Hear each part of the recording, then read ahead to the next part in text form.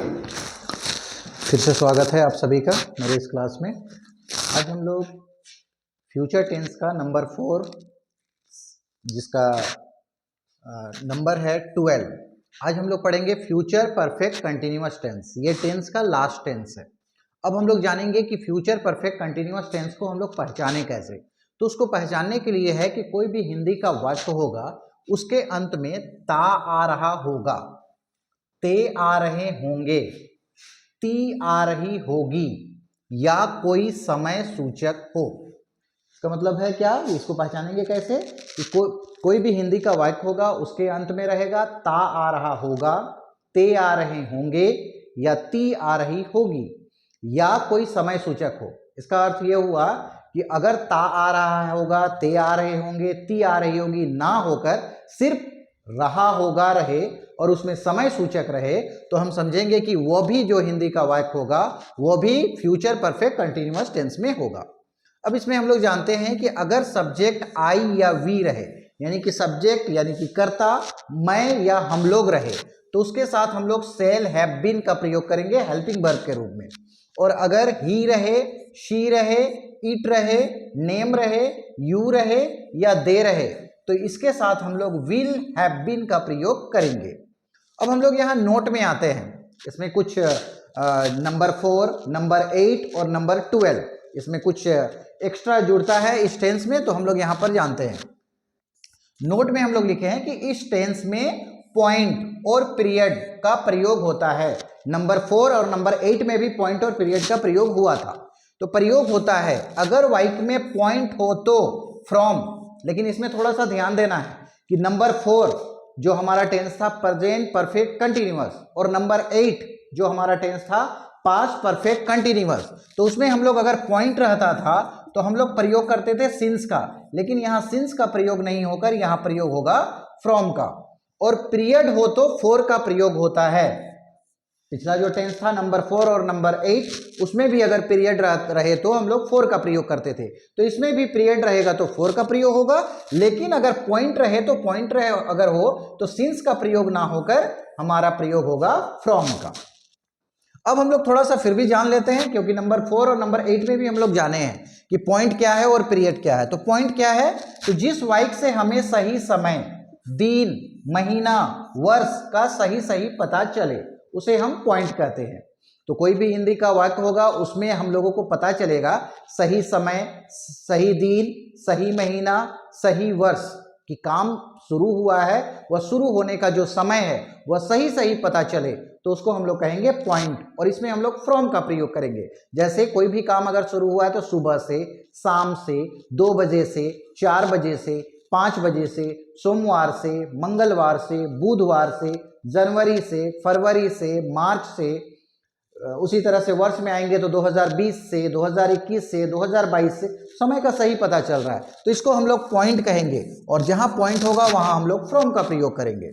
और पीरियड हम लोग किसको कहेंगे, तो जिस वाक्य से हमें सही समय, दिन, महीना, वर्ष का सही पता ना चले। तो जिस वाक्य से सही समय, सही दिन, सही महीना, सही वर्ष का सही पता ना चले। जैसे कोई भी काम शुरू हुआ है तो वह काम शुरू होने का जो समय है वह 2 घंटा से, 4 घंटा से, 2 दिनों से, 4 दिनों से, 1 सप्ताह से, 1 महीनों से, 1 महीना से, 2 महीना से, 6 महीनों से, तो इस तरह से समय का पता नहीं चल रहा है। 2 वर्षों से, 4 वर्षों से कोई भी काम शुरू हुआ है तो इसको हम लोग पीरियड कहेंगे और इसमें हम लोग 4 का प्रयोग करेंगे। अब हम आते हैं स्ट्रक्चर में। इसका हमारा स्ट्रक्चर है, पहले है सब्जेक्ट, सब्जेक्ट के बाद है सेल या will plus have plus been plus verb 4 plus object plus for या फ्रॉम प्लस टाइम। अब हिंदी का एक वाक्य है और वह है हमारा राम सुबह से अंग्रेजी पढ़ता आ रहा होगा। यहां आ गया लास्ट में ता आ रहा होगा।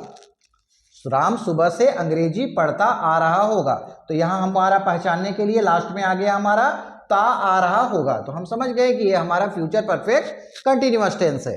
अब इसमें हम पहले ढूंढेंगे सब्जेक्ट। सब्जेक्ट इस हिंदी का वाक्य में है हमारा है राम। हम यहाँ पहले लिखे राम, राम के साथ सेल या विल के ऐड करना है। तो हम लोग जाने हैं कि राम एक नाम है और नाम के साथ हमारा होगा विल। हम लोग यहाँ पर लिखे विल। विल के बाद हमको ऐड करना है हैव का, हैव के बाद हमको ऐड करना है बीन का, बीन के बाद हम लोग वर्ब में आएंगे। वर्ब यहाँ है पढ़ना, पढ़ना का होता है रीड, और रीड का वर्ब फॉर हो जाता है रीडिंग। इसके बाद हम आएंगे ऑब्जेक्ट में। ऑब्जेक्ट हमारा है अंग्रेजी, अंग्रेजी का हो गया इंग्लिश। इसके बाद हमको फॉर या फ्रॉम लिखना है, तो अब हम फिर से वाक्य में आएंगे कि राम कब से अंग्रेजी पढ़ता आ रहा है, सुबह से। सुबह से यानी कि समय का सही पता चल रहा है, तो यहाँ हम प्रयोग करेंगे फ्रॉम का। इसके बाद हमारा आ जाएगा टाइम, तो टाइम क्या है, कब से वो पढ़ रहा है, सुबह से। तो इस तरह से हिंदी का वाक्य था राम सुबह से अंग्रेजी पढ़ता आ रहा होगा। इसका ट्रांसलेट हुआ Ram will have been reading English from morning. इसी तरह से फिर दूसरा हमारा हिंदी का वाक्य है वे लोग 2 दिनों से अंग्रेजी बोल रहे होंगे। वे लोग 2 दिनों से अंग्रेजी बोल रहे होंगे। इसमें ता आ रहा होगा नहीं है, लेकिन फिर भी ये हमारा फ्यूचर परफेक्ट कंटिन्यूअस टेंस है, क्योंकि इसके अंत में रहे होंगे है और यहाँ समय का पता चल रहा है, यानी कि ये समय सूचक है। तो इसको भी हम बनाएंगे इसी स्ट्रक्चर से।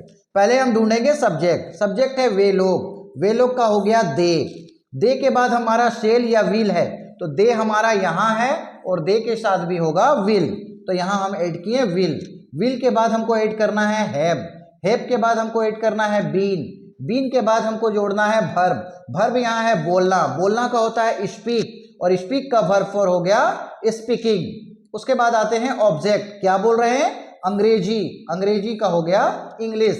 इसके बाद हमको फॉर या फ्रॉम लिखना है, तो अब हम फिर से हिंदी इस वाक्य पे आएंगे और देखेंगे कि वे लोग बोल रहे हैं अंग्रेजी, लेकिन कब से बोल रहे हैं, 2 दिनों से। तो 2 दिनों से तो समय का सही पता नहीं चल रहा है, इसलिए हम यहाँ यूज किए फॉर का।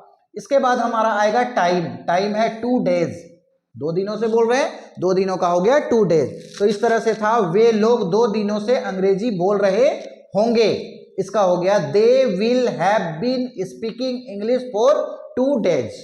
तो इस तरह से हमारा ये 12 नंबर का टेंस, 12 नंबर का जो टेंस था हमारा फ्यूचर परफेक्ट कंटिन्यूअस टेंस, ये टेंस हमारा इस तरह से कंप्लीट हुआ। अब हमारा जो टेंस था, टेंस में हम लोग जाने थे कि टेंस 3 प्रकार का है, प्रेजेंट टेंस, पास्ट टेंस और फ्यूचर टेंस, और ये तीनों टेंस का हम लोग 4-4 पार्ट जाने थे, और ये हमारा लास्ट टेंस था फ्यूचर टेंस का। पहले हम लोग प्रेजेंट टेंस और पास्ट टेंस का 4-4 पढ़ चुके थे, ये हमारा फ्यूचर टेंस का था जो लास्ट था 4 नंबर का, और इस तरह से हम लोग टोटल 12 टेंस पढ़े, और 12 टेंस में ये हमारा टेंस पूरी तरह से कंप्लीट हो गया। अब हम लोगों को करना क्या है कि ये जो नियम हम लोग सीखे, इस नियम से हम लोग समझ गए कि कौन से टेंस को हम कैसे पहचानेंगे, कौन सा हिंदी का वाक्य होगा, उसके अंत में क्या होगा, उस हिसाब से हम टेंस को पहचानेंगे, और टेंस को पहचानने के बाद उसके स्ट्रक्चर को हम प्रयोग करेंगे। तो इसको खुद से अपने से कुछ हिंदी के वाक्य को बनाना है, और इस स्ट्रक्चर के से बनाने की कोशिश करना है, ताकि बार बार उसको हम रिपीट करें, बार बार दोहराएं, और वह हमारा दिमाग पे बैठता जाए और वह निकले ना, क्योंकि एक बार अगर टेंस समझ में आ गया तो फिर टेंस दिमाग से फिर निकलेगा नहीं। तो इसलिए जो नियम, जो स्ट्रक्चर हम सीखे, उस स्ट्रक्चर का बार बार प्रयोग करना है, उसको कॉपी पे लिख कर करना है। सिर्फ ऐसे ही अगर हम देख ले और छोड़ दे तो फिर टेंस संभव नहीं है, तो इसलिए इसको कॉपी पर लिखकर कुछ ट्रांसलेट, सभी टेंस के 10-10 कम से कम 10-10 हिंदी के वाक्यों को लेना है और बनाने की कोशिश करना है। और हर टेंस में हम लोग उसके 4 पार्ट को जाने हैं, अफर्मेटिव, नेगेटिव, इंट्रोगेटिव ए और इंट्रोगेटिव बी।